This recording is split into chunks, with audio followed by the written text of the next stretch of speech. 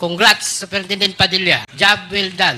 Pero grabe yung ginawang dinuguan. Alam ko na ang kausap ni Superintendent Padilla ay si Presidente Duterte. Sabi ni Superintendent Padilla, tumawag si Presidente, nag-congrats sa akin. Dahil sa sinabing ito ni Superintendent Padilla, kaya lalo akong napaniwala na ang tumawag sa kanya ay si Presidente Duterte.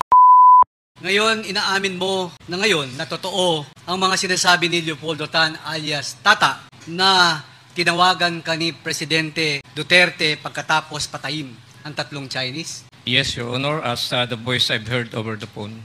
Ginoong Tagapangulo, nais ko pong imungkahi na marekomenda natin na mabigyan ng immunity ang sinumpaang salaysay ni Colonel Gerardo Padilla upang mabigyan naman siya ng karapat-dapat na proteksyon at maengganyo rin natin ang ibang witnesses at mga resource persons natin ngayon na magsabi ng katotohanan.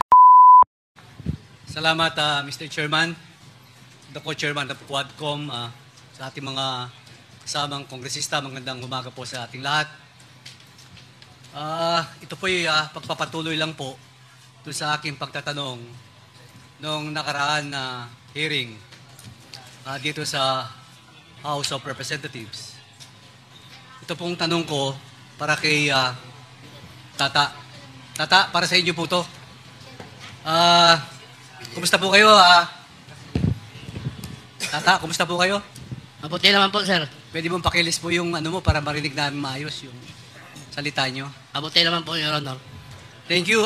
Tata, pwede bang pakibasa mo ulit yung number 28, 29 at number 30 ng affidavit mo dated noong August 21 yata? Comsec, can you please give a copy to Tata? Pakibasa mo at para marinig ng ating mga nanonood sa ating bansa at sa ating mga kongresista. 28, 29 po. Opo, 28, 29, and 30. Habang naglalakad kami, papuntang investigation section, tumunog ang cellphone ni Superintendent Padilla. Nakita ko na pinindot ni Superintendent Padilla ang kanyang cellphone. Nadinig ko na sinabi nung tumawag kay Superintendent Padilla, congrats, Superintendent Padilla. Job well done. Pero grabe yung ginawang dinuguan. Alam ko na ang kausap ni Superintendent Padilla ay That is number 29 po. Number 29 po to, no? Sige po, tuloy po. Alam ko na ang kausap ni Superintendent Padilla ay si Presidente Duterte. Dahil pamilyar ang boses niya. Number 30. Pagkatapos ng tawag, sabi ni Superintendent Padilla sa mga kasamahan niya doon, tumawag si Presidente, nag-congrats sa akin. Dahil sa sinabing ito ni Superintendent Padilla, kaya lalo akong napaniwala na ang tumawag sa kanya ay si Presidente Duterte. Salamat, Tata. Ngayon, nandito na po ang ating Colonel Padilla. Colonel Padilla, sa iyong sinumpaang salaysay, maaari niyo po bang basahin ang number 4 at number 6 ng supplemental affidavit mo? Comsec, could you please give him a copy so that he can read? Yes, Your Honor, Mr. Chair. Dito po sa aking affidavit, babasahin ko po. Pinapatutuhanan ko ang sinabi ni Tata na nung papunta kami sa investigation section ay tumunog ang cellphone ko at ito ay sinagot ko. Ang tumawag sa akin ay ayon sa boses ay dating President Rodrigo Roa Duterte at sinabing congrats, Superintendent Padilla. Job well done, pero grabe yung ginawang dinuguan.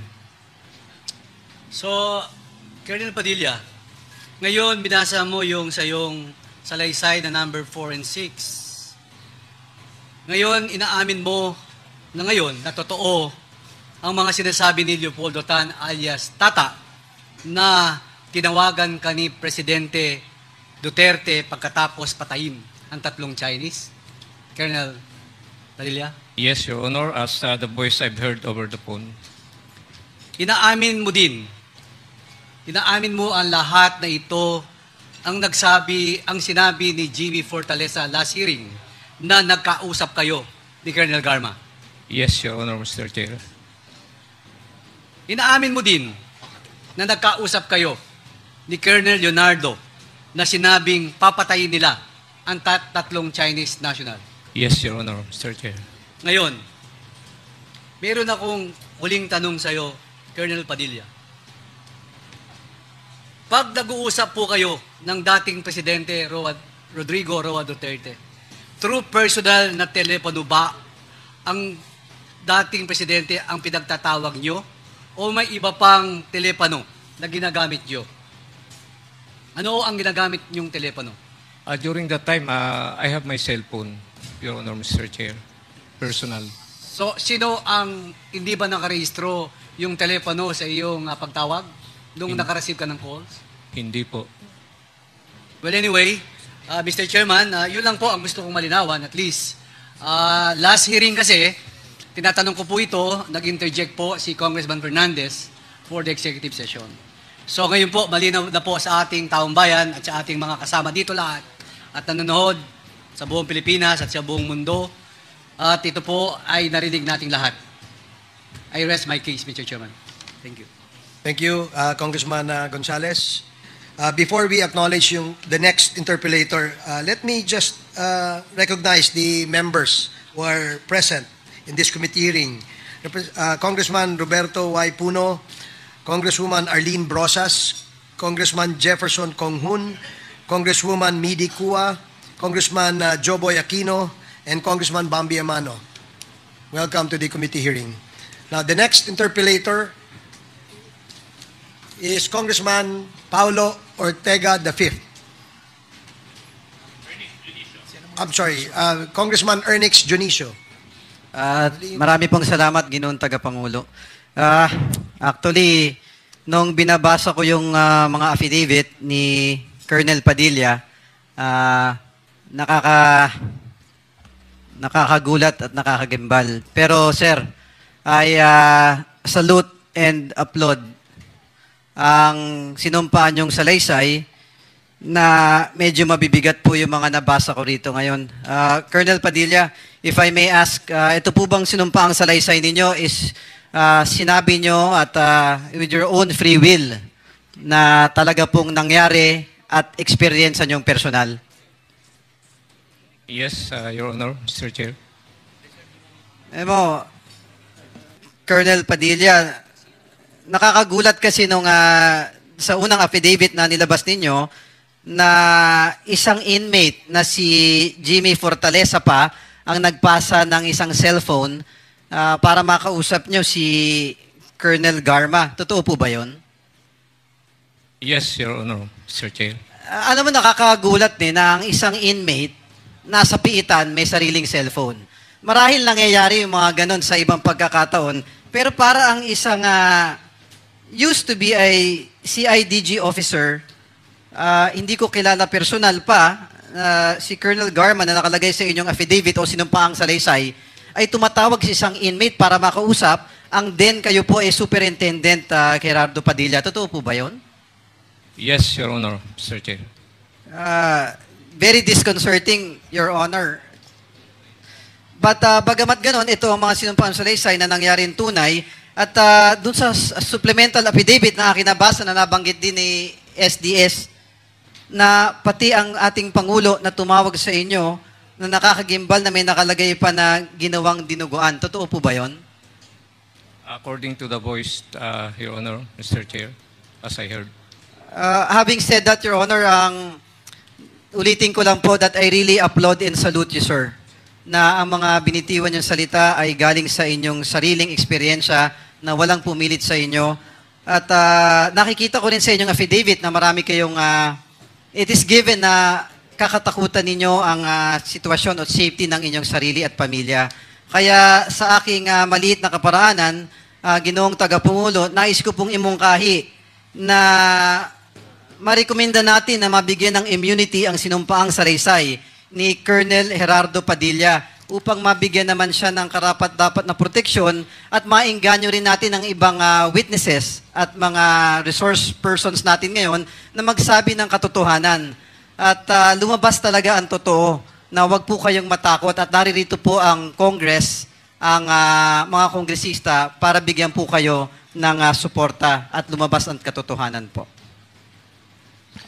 Thank you, Congressman Junicio. Doon sa iyong mungkahi na bigyan ng immunity ang ating witness, yan po sa kasalukuyan ay pinag-aaralan ng ating committee kasama po ang Department of Justice. At the appropriate time, yan po ay ilalabas po natin at